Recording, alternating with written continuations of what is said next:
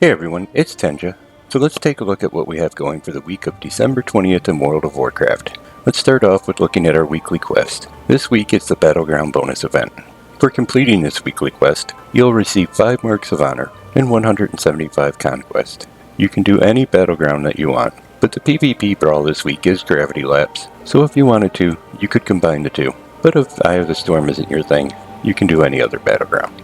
Now for the more casual player that doesn't do normal, heroic, or mythic raids, we'll be able to get into our first wing of LFR, Vault of the Incarnates, and take down the first 3 bosses. Pushing on from the raiding scene, we have our Mythic Plus. The FXs this week will be Tyrannical, Bursting, Grievous, and Thundering. So with Tyrannical, bosses will have 30% more health, bosses and their minions inflict up to 15% increased damage. For Bursting, when slain, non-boss enemies explode, causing all players to suffer damage over 4 seconds. This affects stacks. With Grievous, injured players suffer increased damage over time until healed. And finally, with Thundering, enemies have 5% more health. While in combat, players are periodically overcharged with primal power from Razaghath's Unending Storm. This power comes with great risk, and failure to discharge it quickly can have stunning consequences. So with some of the stuff that we can do in World of Warcraft out of the way this week, let's take a look at some of the news from the rest of the week. So the first nice quality of life change we've seen was to our quest logs. It has gone from a max of 25 quests to a max of 35 quests, which I know personally, I kept running into a full quest log during my level up process of Dragonflight zones. So this is an awesome change, and it really should have been worked into the game a long time ago. So another thing we also learned about this week was the trading post that's coming in patch 10.0.5. With this, we'll see a whole new cosmetic system added to the game. So I'm going to show you some of the items we know are coming. All the images are from Wowhead.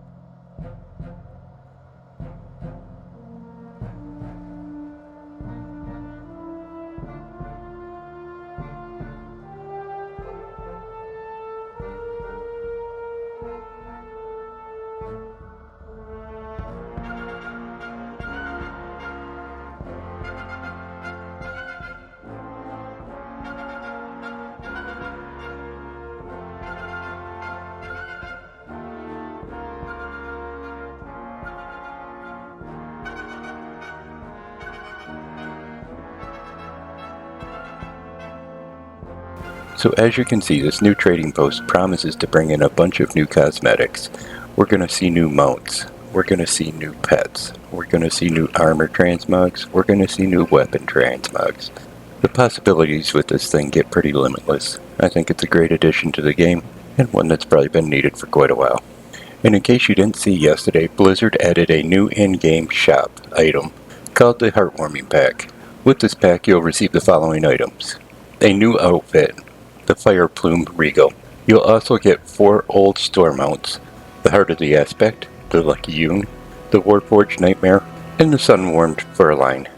And finally, you'll get 3 old store pets: Little Ragnaros, Cinder Kitten, and Soul of the Aspect. When I bought this yesterday, you could only buy the pack, you couldn't buy the armor individually. So I do know by buying the pack, it deducted everything I already owned, which was everything, and by the time I ended up paying for the new outfit, the total was $8. So I just picked up a WoW token and used that to buy it. And in case you didn't see, this morning on Blizzard's Twitter account, they announced a new roadmap for 2023 for patch updates. The way it looks, we should get 6 updates throughout the year. And the way it reads, we should be getting an update about every 2 months it seems. Let's hope they can keep this timeline up. It will make the expansion fresh and exciting, and this can only be 2 thumbs up. And finally, some of the biggest news. Chris Metzen is coming back as creative advisor. I've seen a ton of hype around this, but for me, this guy had an awesome presence at BlizzCon, and he did an awesome job voicing Thrall. But all I really care is if they hire him or someone else to do the job, that they do the job to the best of their ability and make the game stand out even more. As long as they do that, I'll be a happy player. So let's take a look at what I've been up to in World of Warcraft this week. So besides farming old raids for transmog and mounts, I've really been enjoying world PvP quests. I'm not really into PvP that much, but this is kind of a big change for me, and I have been enjoying it. So pushing on from that, let's take a look at my mount farms. I started off with Antorus the Burning Throne, and I got attempt number 39 on the cosmetic sword and the scythe. If you don't recall, I bought the mount off the black market auction house last week, so I don't have to farm for that anymore. But like every week before, I still didn't see the sword or the scythe drop. After Antorus was done, I headed over to Mythic Nighthold and got attempt number 30 on the Hellfire Inferno mount. Yet again, I still didn't see a drop. So I decided to change it up a bit. I headed to Freehold and got attempt number 31 done on Sharkbait. That's the Red Parrot mount. And again, I had no luck in here. After that, I headed back to Veralis, traveled over to King's Rest, and got attempt number 22 on the Tombstalker. And that still didn't drop either. Knowing I only had 2 raids left, I headed to Blackrock Foundry and got attempts number 73 on the Ironhoof Destroyer. But again, I had no luck on it. I do really like this one, so I'd like to see it drop soon, and I kinda want to be done farming in here. So with all the raids, except for Ulduar, and the world bosses in Pandaria done, I headed up to Ulduar, and I got attempt number 23 on Mimron's head. Again, I still had no luck in there, but I did get a few more pieces of transmog. It seems like every week I get a piece or 2 out of there, so I'm not gonna complain.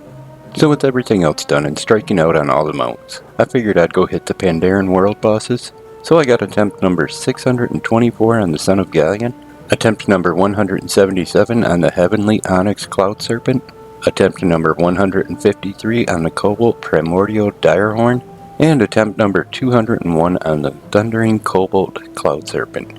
But again, I didn't see any of the mounts drop off any of these 4. And again, I skipped out on Siege of Orgrimmar this week, so I didn't get any new attempts on the Test of Manaroth. And because it takes so long, I'm not sure when I'll get back into this place. Dragonflight is offering so much more right now. And last but not least, I did hit the Tomb of Sikaris, and got attempt number 144 to 153 on the Abyss Worm. So let's take a look at them, and I'll see you on the other side.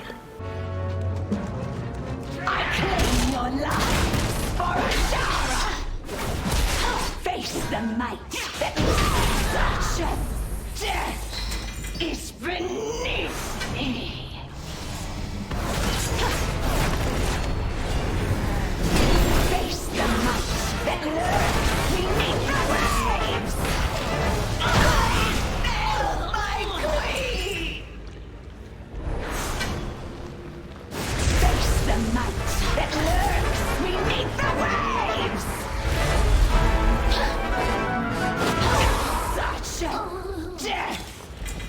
beneath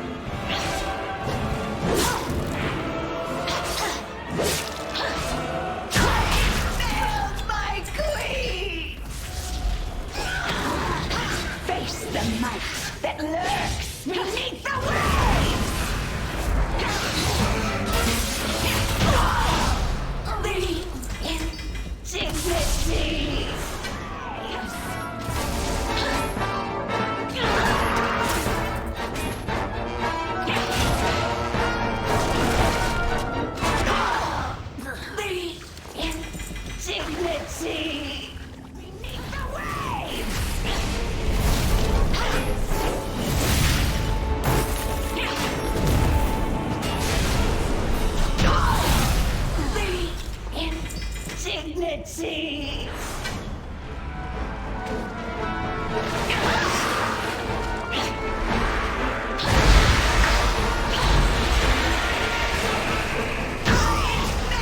My queen!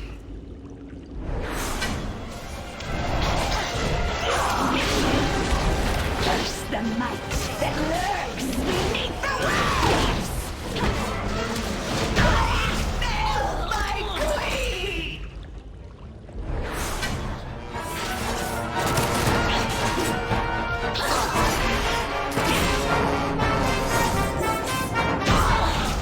The indignity!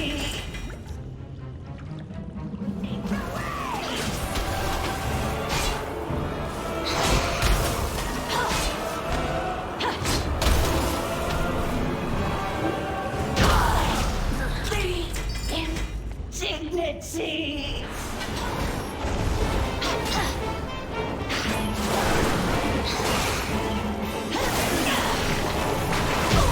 Such death is beneath me! 135 attempts down and no abyss form. I'll just keep chugging along, it's gotta drop sooner or later. But if you're wondering, this week I'm wearing a Dragonflight cosmetic set. This is the Veldraken Civilian Clothing. This will open up for you when you get your Veldraken Renowned up to level 20. Once you hit level 20, you have a choice between one of 5 outfits. That one will be given to you free, the other 4 you can buy off the vendor, right in the heart of Veldraken. It's a pretty unique set. I gotta say, I kinda like it. You know, I may not have had a lot of luck on the mount runs this week, but Dragonflight treated me pretty good. I did manage to get 2 new mounts this week. I got the Mega Shell and the Scrappy World Snail. They're both pretty easy to get, but you know what, I was happy to get them. And hey, if you had any good luck this week, tell me about it in the comment section. I always like to hear about it. And if you enjoyed the video, give it a like. You can click on subscribe. Thanks for coming by and watching it. I'm going to send a hi out to my best friend, and y'all take care.